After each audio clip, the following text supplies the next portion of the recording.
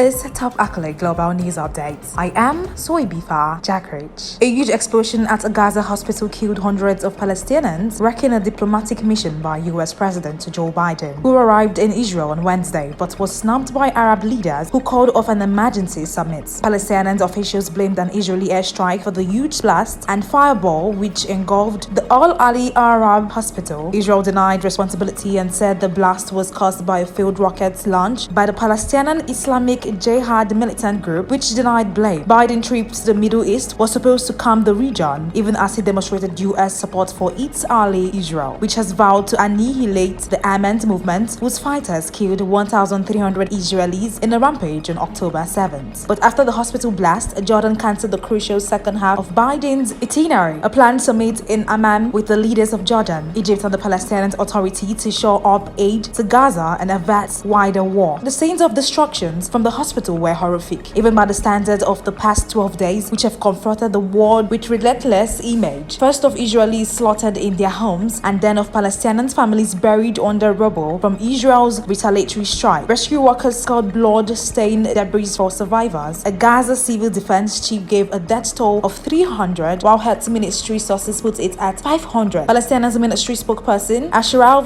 Guadra said rescuers were still pulling bodies from the rubble. The blast unleashed new fury on streets across the Middle East, even as Biden was desperately trying to calm emotions and prevent the conflict from sweeping across borders.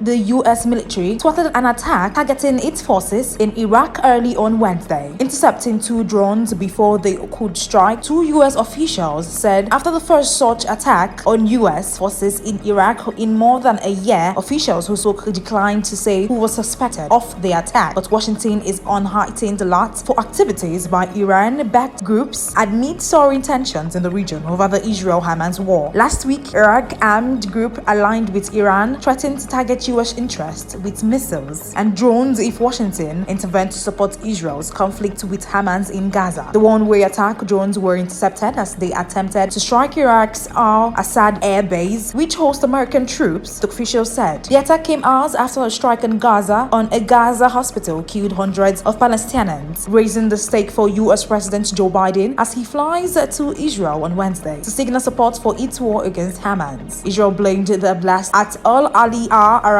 hospital on a failed rocket launched by the Palestinian Islamic Jihad group, which denied responsibility. Palestinian officials said an Israeli airstrike hit the hospital, with the Palestinian Authority health minister accusing Israel of causing a massacre. In Iraq, tension over the war in Gaza had already been high. Its top Shiite cleric, Grand Ayatollah Ali al-Sistani, last week condemned Israel and called on the world to stand up to the terrible brutality in Gaza. Leaders of Iraqi army group blamed Israel for the attack on the hospital. Some of them condemned the US for supporting Israel. These evil people must leave the country, otherwise they will taste the fire of hell in this world before the afterlife, the group said in a statement last night. We will not hesitate to consider America and the West as partners in this hideous massacre, he said in a statement on Tuesday night. Last week he threatened to target US interests if Washington intervened to support Israel.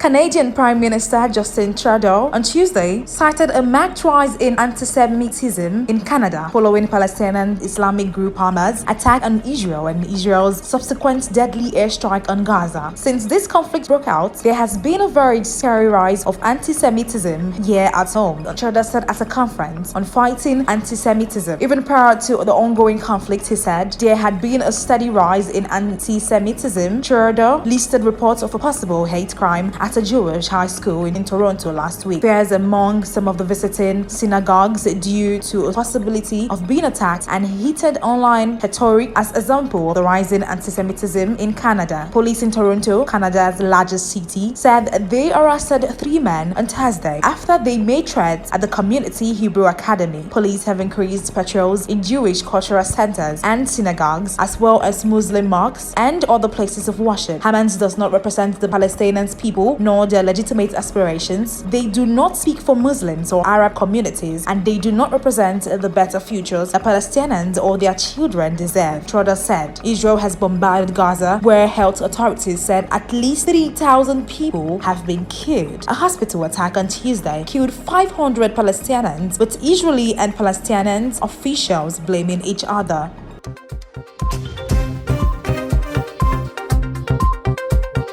Oil prices soared nearly 2% on Wednesday as tension escalated in the Middle East after hundreds were killed in a blast at a Gaza hospital, sparking concerns about potential oil supply disruptions from the region. Brent crude futures was up $1.55 or 1.7% to $91.45 a barrel at 0810 GMT. West Texas Intermediate Crude (WTI) futures were up $1.66 or 1.9% at $88.32 a barrel. Both benchmarks gained more than $2 to touch their highest levels in 2 weeks. Earlier in the section, market factors in risk premiums after hundreds of Palestinians were in a blast at a Gaza City hospital on Tuesday that Israeli and Palestinian officials blamed on each other. Jordan then cancelled a summit it was to host the U.S. President Joe Biden and Egyptians and Palestinian leaders. Biden arrived in Israel on Wednesday, beginning a visit to consult on the spiraling Gaza war. This turn of diplomatic fortunes against Ghana's fear of conflict spread and therefore the leap in oil, said John Evans of oil broker PVM. A long occupation blooms as the scenario that pushes Brent oil futures above US $100 or BBL because it raises the risk that the Israel-Hamas conflict expands and potentially draws in Iran directly, added Vivek Daha, an analyst at Commonwealth Bank of Australia. Geopolitical tension aside, other drivers are also supporting oil prices. US crude stock fell by a much steeper than expected 4.4 million barrels ended October 13th compared to the forecast of 300,000 barrel fall, according to market sources citing American Petroleum Institute futures figures on Tuesday.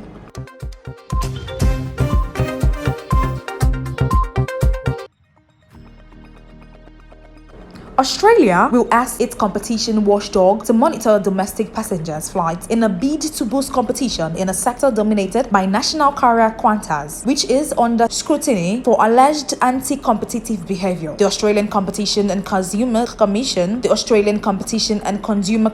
ACCC, will monitor prices, costs and profits in the domestic air passenger sector, according to a joint statement from Treasury Jim Chalmers and Transport Minister Catherine King on Wednesday. A competitive airline industry helps to put downward pressure on prices and deliver more choices for Australians facing cost of living pressures. The statement said ACCC market scrutiny will help ensure airlines compete on their merits, bring to light any inappropriate market conduct should it occur, and provide continued transparency at a time when new and expanding airlines are still trying to establish themselves. The regulator will also monitor route capacity, a topic of some controversy following months of accusation. Qantas successfully lobbied the federal government to stop rival Qatar Airways running additional flights to Australia. The airline was embroiled in another scandal in August when ACCC sued it for violating consumers' law by selling tickets to cancelled flights. Days after long-serving chief executive Alan Joyce brought forward his retirement, while Wednesday's release did not mention Qantas by name. The airline and subsidiaries are dominant in the local market and carried 61%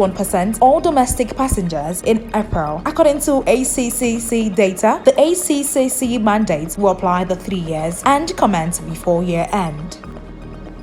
That is the size of top accolade global news updates. You can follow us on our social media platforms as displayed on your screen. Happy Wednesday.